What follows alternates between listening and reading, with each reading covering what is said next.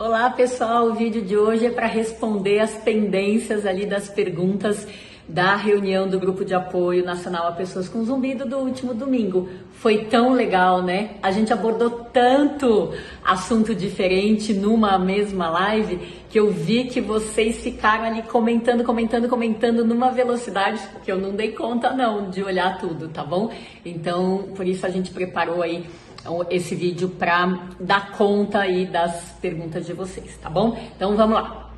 A Thaís Tenório perguntou assim: por que a grande maioria das pessoas começam a ter zumbido no ouvido esquerdo? Thaís, você sabe que isso não é verdade, né? Interessante que por pesquisa a gente vê que, em geral, praticamente 50% das pessoas têm o zumbido bilateral e os outros 50% unilateral.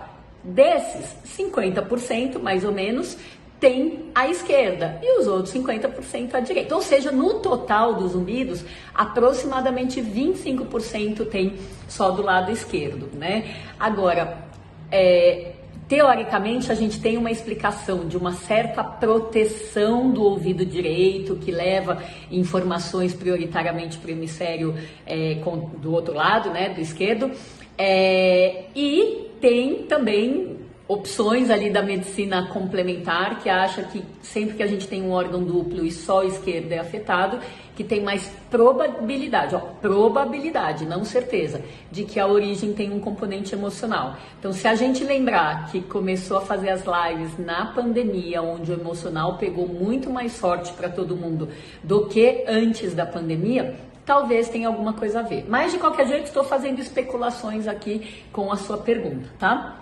A Misofônica Sincera perguntou: existe zumbido na cabeça? Sim. É a localização mais rara de todos, entre bilateral, só direita, só esquerda, na cabeça em quarto lugar, tá? Mas em geral, quando a pessoa percebe na cabeça, eu não acho que é um problema na cabeça, e sim porque os ossos do crânio conduzem som super bem, que a pessoa tem, na verdade, um zumbido que é bem simétrico entre as orelhas. Isso normalmente é o que a gente vê de correlação. A Elaine JF40 perguntou: a obesidade pode piorar o zumbido? Elaine, a obesidade hoje em dia é considerada uma doença inflamatória crônica, assim como é a diabetes, a hipertensão, o Alzheimer. Então são mudanças de filosofia do entendimento da obesidade que vem vindo aí dos últimos anos. Então, quando a pessoa tem inflamação crônica, né, do sistema gastrointestinal, ela espalha doenças do Iapoque ao Chuí do corpo, tá? Então, de fato, a gente acha sim que isso pode ter a ver com acometimento do ouvido. Seja zumbido, ouvido tampado, tontura, né? Dor de cabeça. Então, sintomas aqui por causa de alterações aqui do sistema gastrointestinal, tá? A apneia dá zumbido? Pergunta a Cibele Alvim. A gente até abordou isso, né? E a gente comentou que a apneia é literalmente tirar um computador abruptamente da tomada, né? Traduzindo isso para a vida real, é tirar o oxigênio abruptamente, porque a apneia é, por definição, pelo menos 10 segundos sem respirar de noite, sem perceber. Tá? Então, no máximo, a pessoa acorda, dá umas engasgadas ali, acorda sobressaltada, vira e dorme de novo e às vezes nem lembra disso, tá? Então, a apneia é um sintoma que já envolve risco para vários órgãos do corpo também, tá? Fora que, às vezes, a apneia está exatamente relacionada à obesidade, que é a pergunta anterior, ou sobrepeso, pelo menos, tá? Então, vale a pena a gente dar uma geral, né, nessa saúde para melhorar de tudo, tá? A Cris Trombin pergunta: como saber se o zumbido é causado pela obstrução da artéria do ouvido? Porque a gente comentou que o ouvido tem uma artéria só, né? Tudo é micro, tudo é piquititico, e o ouvido trabalha 24 horas por dia sem ter estoque de energia, né? Então a ideia é que ele é vulnerável a essa circulação única, filha única aí, que vem de um vaso tão fininho, tá? Então, Cris, esse é nosso sonho de consumo, tá? Conseguir ver essa artéria como se, na pessoa, né? O que a gente não consegue, e só sabe dela da obstrução que ela pode ter por causa de estudos em cadáveres ou em animais, tá? Então, por enquanto, a gente não consegue checar isso no nosso paciente ao vivo. Mas a gente tem dados indiretos quando ou ele tem uma ressonância mostrando alterações de microcirculação, ou ele tem um Doppler de carótida já mostrando obstrução, ou ele tem alguma coisa nas coronárias. Então a gente pega essa história do paciente, a saúde em geral, e a gente estima, ou a gente especula que a artéria do ouvido também possa estar obstruída, tá? Passando um avião aqui, não sei se está dando para vocês ouvirem, mas é um zumbido temporário. A Danila Conceição pergunta assim: o zumbido tem alguma relação com a visão? Eu tenho percebido que estou lendo muito no computador e o zumbido fica mais intenso. Danila, sim, zumbido, tontura e visão fazem um trio que frequentemente vem junto na mesma pessoa, sim. E é muito bacana você ter percebido isso, tá?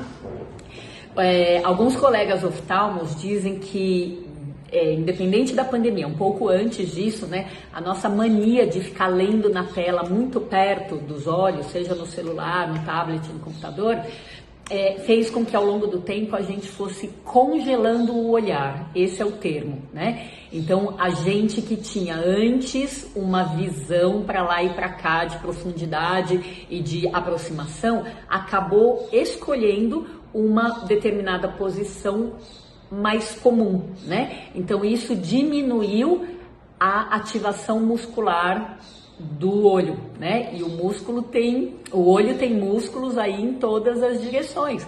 Funciona exatamente como um músculo do braço, precisa exercitar, tá? Então, acho que isso é uma pista bacana, né, para você procurar uma ajuda também que possa englobar uma reabilitação aí dos movimentos oculares, tá? Fátima Gonçalves Tia, enxaqueca tem a ver com zumbido? Sim, do mesmo jeito que eu respondi antes, zumbido, tontura e enxaqueca também fazem um outro trio bem comum, tá? E é interessante a gente ver como o zumbido se mete em tudo do corpo, em tudo, né? Então eu acho que é a tristeza dos pacientes e às vezes é a riqueza que a gente tem de raciocínio, né? E vocês sabem que como eu adoro um desafio, eu vejo, gente, como esse zumbido tem coisa para ensinar pra gente, né? Terapia transformacional oficial. Você acha que o zumbido tem ligação com o sistema nervoso central? Eu acho não, eu tenho certeza. E não só pelos nossos achados, aqui a nossa impressão de dia a dia no consultório, mas sim por um número infindável de pesquisas que já demonstram que tudo que tem a ver aqui com a periferia da via auditiva, com a audição, com o zumbido, com intolerância a sons, é automaticamente levado para a parte do cérebro. E ele não vai só para a parte auditiva, ele muitas vezes ativa outras áreas. Esses sintomas, né, todos, ativam outras áreas que têm a ver com o centro das emoções, que é o sistema límbico, com o centro da atenção e da memória. Então, sim, muita relação. Geraldo Aquiles pergunta, uma leve perda auditiva deve ser tratada com aparelho auditivo ou há outras soluções? Geraldo, se você estiver falando essencialmente sobre a perda auditiva, hoje a gente sabe que com o avanço tecnológico que aconteceu em tudo, né, de tecnologia, e os aparelhos não ficaram para trás, eles têm potencial para melhorar uma perda de audição muito menor do que o que eles tinham antigamente. Ou seja, perdas leves já podem ser beneficiados se a pessoa percebe a diferença da perda leve na vida dela, tá? Por outro lado, tem gente que eu já indiquei aparelho para perda leve, de músicos, de pessoas que sentem falta daquela coisa que era excelente, num nível top e deu uma rebaixada. E às vezes tem gente que não sente o benefício que a gente imaginaria ou gostaria que a pessoa fosse sentir, tá? Então, às vezes é questão de ver realmente o quanto vale a pena. Mas se o seu caso tem o envolvimento do zumbido também na sua pergunta, o aparelho pode ajudar a melhorar o zumbido dessa perda leve, mesmo quando a pessoa não sente o benefício na perda leve, tá? Enfim, e existem outras opções? Se for para o zumbido, sim, existe medicação, existe mudança alimentar, enfim, depende do caso da perda leve, tá? E a gente também lembra que dependendo da frequência sonora da perda leve, se for mais em agudos ou se for mais nos sons graves, tem abordagens diferentes, tá bom?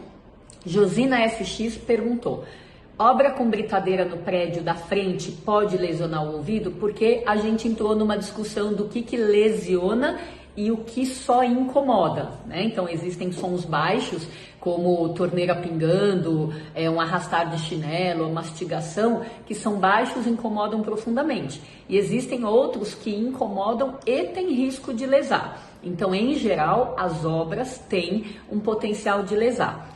Estando no prédio da frente, não sei exatamente em que andar, sempre gera dúvida na nossa resposta. Então, qual que seria o ideal? Que você abaixasse um aplicativo no seu celular, um dos vários, né, que te permita medir a intensidade dos sons e ver que volume está chegando na sua casa, seja ali na sua janela, que é o ponto de contato mais próximo com a obra, ou seja no seu quarto, na sala, onde você fica, tá? Então, existem tabelas que relacionam a segurança que você tem pela altura do som que você está exposto e o tempo que você está exposto, tá? Para te dar uma noção. Ó, eu tô com risco, como se fosse um risco profissional, ou eu tô só na vigência de uma coisa chata, né? Chata de aguentar, até porque obra às vezes é o dia inteiro, meses, etc. É realmente chato, mas que não tem o risco, tá? Geraldo, de novo, o zumbido pode aparecer muito tempo depois da exposição em trabalho em ambiente ruidoso? Tudo pode. A medicina tem as regras e tem 500 exceções para cada regra. Eu já peguei pacientes que têm uma vida de trabalho em ruído, tem uma perda na audiometria bem compatível com ruído, mas o zumbido só apareceu anos depois, às vezes quando a pessoa se aposenta, tá? Então a minha tendência, quando tem essa diferença de cronologia, teoricamente ele saiu do ambiente agressivo e só depois vai ter um sintoma, é achar que talvez uma nova coisa possa ter acontecido, já que o zumbido tem várias causas diferentes, tá? Então eu acho que é um momento excelente para dar uma revisada geral na saúde. E por fim, a Alba Mirella pergunta assim: é possível ter perda auditiva e também misofonia com sons agudos? Então, primeira parte da resposta: sim, a quadrilha do ouvido anda junto, como a gente falou. Zumbido ou perda de audição e hipersensibilidades auditivas. Mas quando você pergunta misofonia com sons agudos, pode até ser, olha, sons agudos, baixos e repetitivos, pode ser misofonia, mas muitas vezes os agudos estão relacionados à hiperacusia, que é aquela questão, quando abaixa o volume, a gente até fica bem, tá? Então, mais esclarecimentos aí precisam de mais informações, tá? Para serem dadas. Bom, gente, é isso. E eu quero lembrar que este domingo, dia 13, a gente tem o nosso café virtual. Então, o grupo de apoio vai para um link que a gente já colocou aí, a Lê já colocou no nosso perfil, na nossa bio, para vocês acessarem no domingo que vem às 17h17 ou às 17h30, tá bom? Estejam lá que a nossa despedida, o nosso aconchego, né? A gente pode desapegar juntos de algumas coisas que não foram tão boas em 2020. A gente pode planejar um 2021 melhor para todos nós, tá bom? Beijo para vocês, até domingo. Tchau, tchau.